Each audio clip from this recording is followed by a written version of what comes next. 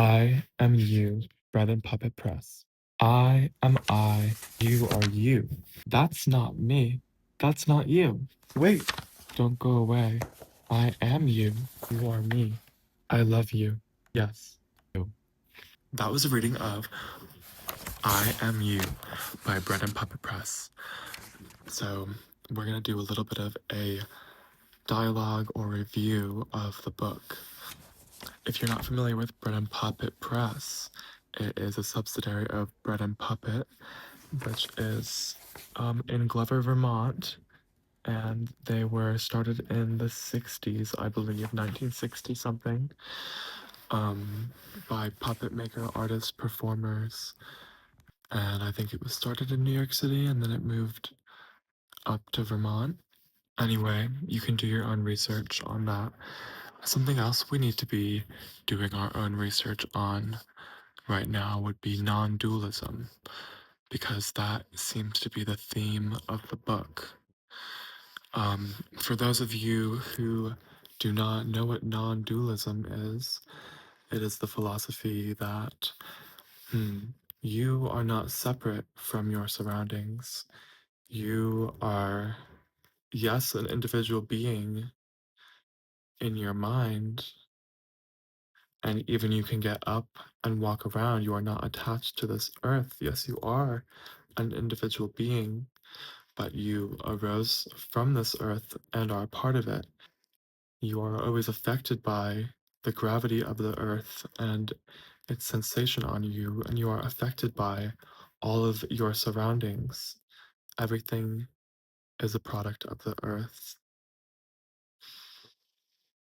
The cabinets, the beads, my clothes, and me.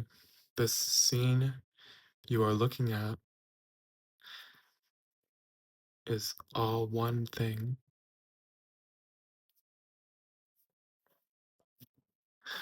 So, where does that leave you when you think about yourself, though?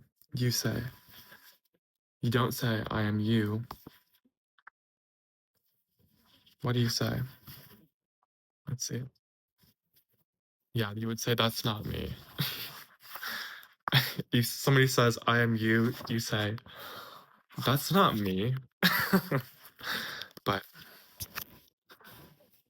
if somebody else was in this scene, sitting next to me, it would be me. And then how are you able to use that information emotionally to understand this person next to you?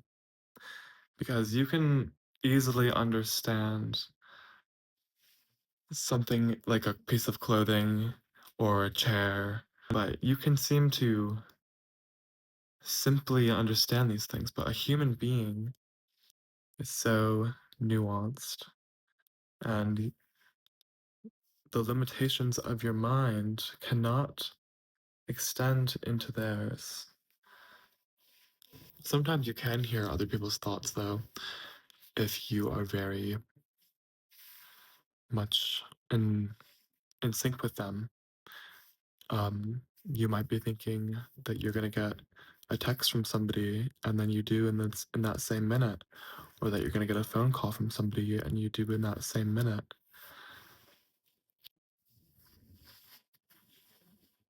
So, what does that come from? Coincidence? It certainly could be. As you can choose your own answer to that. If you choose to believe that it is spiritual, is that just a word that you use when you feel into the science of it? When you do attune yourself to a certain vibration, when you're able to do that and send thought signals.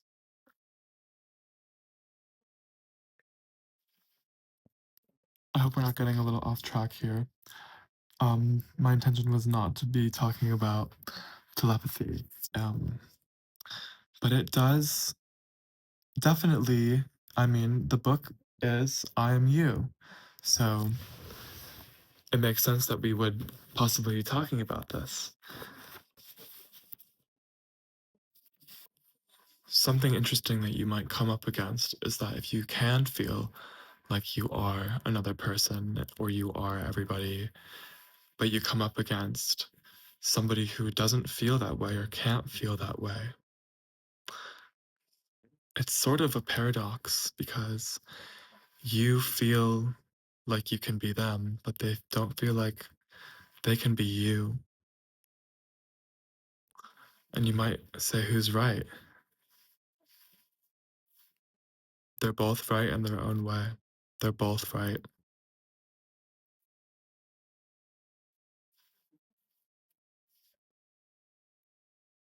And that is the non dualistic nature of things, how two experiences can exist in the same universe and be completely different, but both be right.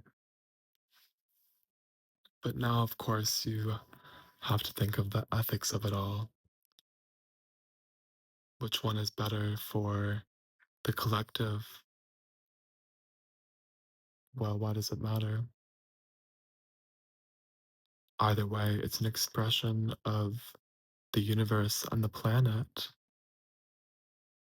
In the novel by Joan Didion, Play It As It Lays, the main character, Mireia, she discovers this truth and this paradox as well. And so does her friend, one of her best friends in the book, BZ, also discovers this truth. In the end of the book, oh, I can't spoil this for you, but I just will say that they both take very different paths when they explore the ethics of this paradox. Just remember, the rose does not need a reason to bloom. You have an obligation to live,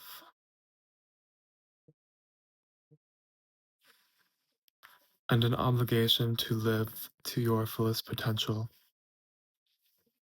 Do not take that away from yourself.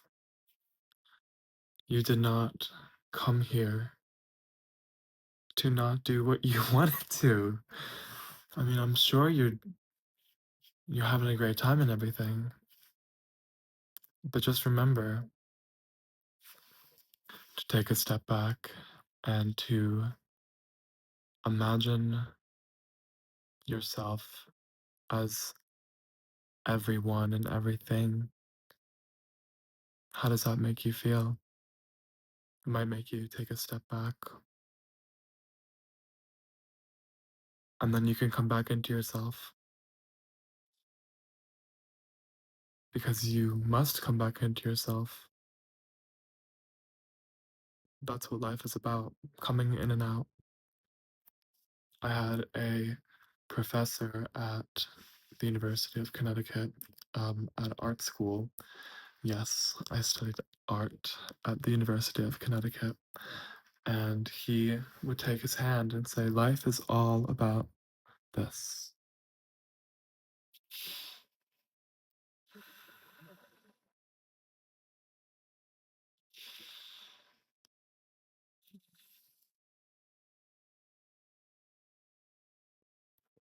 Taking yourself and recoiling and reflecting, and then receiving from the greater consciousness, from all that is, and then going back into yourself with that information. And you can create some beautiful things in your life.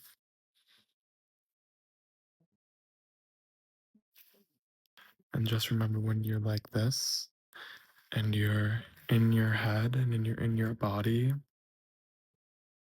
you look around you and you realize that you are living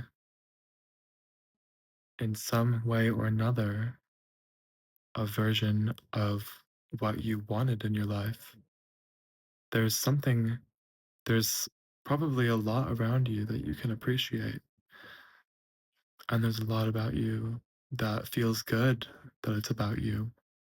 And when you're going through a hard time, remember that you can come back to those things, or you can let them go and find other things that please you. Anyway, I hope that you enjoyed, and I hope that this didn't take too long, and have a wonderful rest of your day.